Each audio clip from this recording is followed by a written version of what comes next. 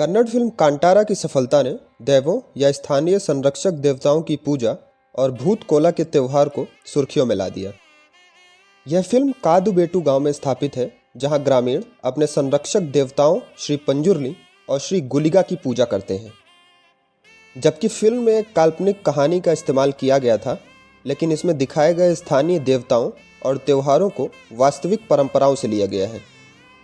दैव या भूत की पूजा वार्षिक भूत कोला उत्सव के दौरान की जाती है, जिसे तुलु कैलेंडर के अनुसार दिसंबर से मई के बीच मनाया जाता है। इस त्यौहार में एक कलाकार एक पोशाक पहनता है और भावना का प्रतिरूपण करता है और बेहोशी की हालत या समाधि में नृत्य करता है। माना जाता है कि कलाकार एक पवित्र आत्मा के वश में होता है, जो लोगों और समाज की भलाई की बात करता है। भावना के रूप में कलाकार एक दैवज्ञ की तरह कार्य करता है, जो लोगों की समस्याओं का समाधान प्रस्तुत करता है और उनके विवादों का समाधान करता है। विभिन्न जातियों और समुदायों से संबंधित स्थानीय लोग त्योहार का हिस्सा हैं और समारोह के दौरान विशिष्ट भूमिका निभाते हैं। यह त्यौहार पवित्र भूमि में होता है, जहां माना जाता है कि देवता निवास करते हैं। कहा जाता है कि भूत कोला उत्सव ने यक्षगान के लोकप्रिय कला रूप को प्रभावित किया है। कन्नड़ फिल्म कांतारा की लोकप्रियता ने दैवों की पूजा और अन्य संबंधित लोक परंपराओं में रुचि पैदा की है, और इस फिल्म ने पूरे भारत में स्थानीय देवताओं और उनकी परंपराओं को लोगों तक पहुंचाया और लोगों की इन परंपराओं में अधिक रुचि पैदा करी है। लेकिन असल में दैव क्या है? दक्षिणी कर्नाटक और केरल के कुछ हिस्सों में तुलुनाडु क्षेत्र में दैवों की पूजा की जाती है। वह स्थानीय लोक देवता हैं, जिन्हें भूत या आत्मा के रूप में भी जाना जाता है, जिनकी पूजा संभवतः पूर्व वैदिक काल में हुई थी। उनकी पूजा कब शुरू हुई, इस पर कोई निश्चित शोध नहीं हुआ है, लेकिन स्थानीय लोगों की श्रद्धा इन पर अटूट है। असल में हिंदू धर्म में देवताओं को उनके संरक्षण के अनुसार वर्गीकृत किया गया है, जिसमें से कोई कुल देवता हैं जो एक कुल के हैं, कुछ ग्राम देवता हैं जो एक ग्रामीण समुदाय से संबंधित है, जबकि अन्य इष्ट देवता हैं जो व्यक्तियों द्वारा पोषित हैं। जैसा कि कांतारा फिल्म में भी बताया गया है, दैवों को क्षेत्रपाल या किसी विशेष भूमि के संरक्षक देवता कहा जाता है। दैवों की पारंपरिक रूप से खुले में पूजा की जाती है और वह एक लोक परंपरा से संबंधित है, जो मुख्य धारा में हिंदू धर्म का हिस्सा होने के बावजूद थोड़ा अलग है। भूत कोला के त्योहार के दौरान इन लोक देवताओं की पूजा की जाती है, जिसमें एक नृत्य कलाकार जो आत्मा का रूप धारण करता है, माना जाता है कि वह देवता के पास है।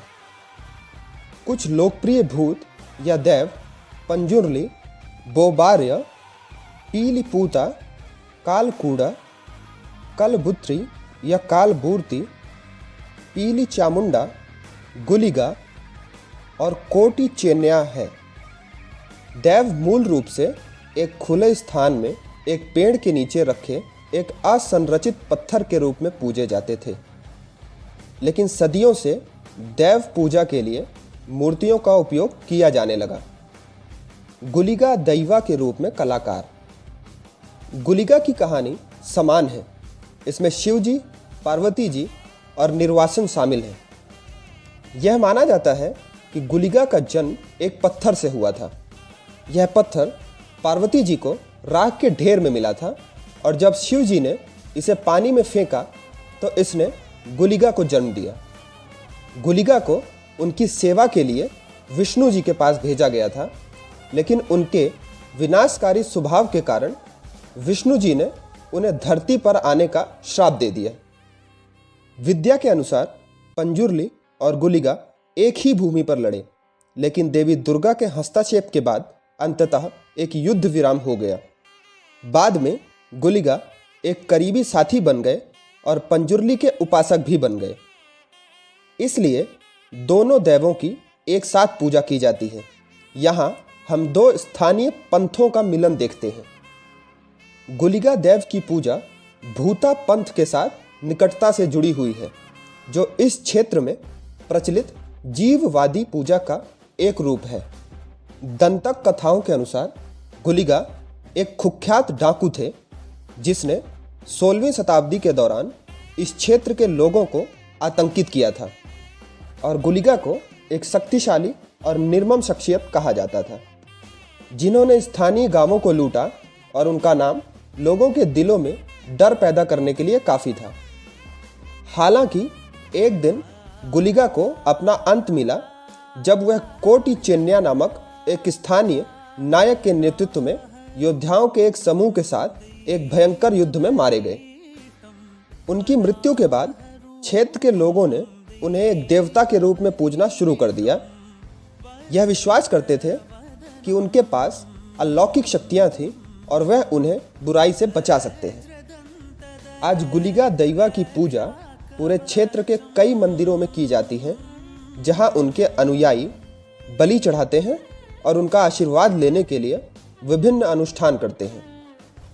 गुलिगा की पूजा अक्सर जोर से ढोल और मंत्रोच्चारण के साथ होती है। उनके भक्तों का मानना है कि ये ध्वनियाँ उनकी आत्मा का आह्वान कर सकती हैं और समुदाय के लिए सौभाग्य ला सकती हैं। कांतारा फिल्म की कहानी दो दैवों पंजुर्ली और गुलिगा की पूजा के इर्द गिर्द घूमती है और पंजुर्ली देव की कहानी एक मौखिक परंपरा से आती है। इस कथा के अनुसार शिव जी और पार्वती जी के आनंद उद्यान में एक जंगली सूअर मर गया था और उसके बच्चे को पार्वती जी ने अपने बच्चे के रूप में ले लिया था। लेकिन यह युवा सूअर बड़ा होकर बहुत विनाशकारी हो गया और शिव ने इसे मारने का फैसला कर लिया।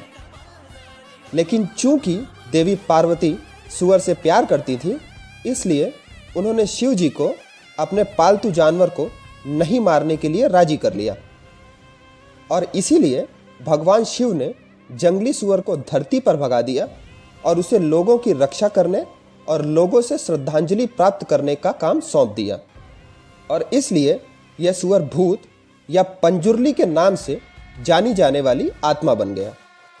जबकि भूता कोला मुख्य रूप से पूजा का एक रूप है, इसका एक मजबूत सामाजिक और सांस्कृतिक महत्व भी है, जो एक सामुदायिक संबंधों को मजबूत करने और स्थानीय परंपराओं को मनाने के साधन के रूप में कार्य करता है। प्रदर्शनों में अक्सर लोगों की बड़ी भीड़ शामिल होती है और उत्सव में भाग लेती है।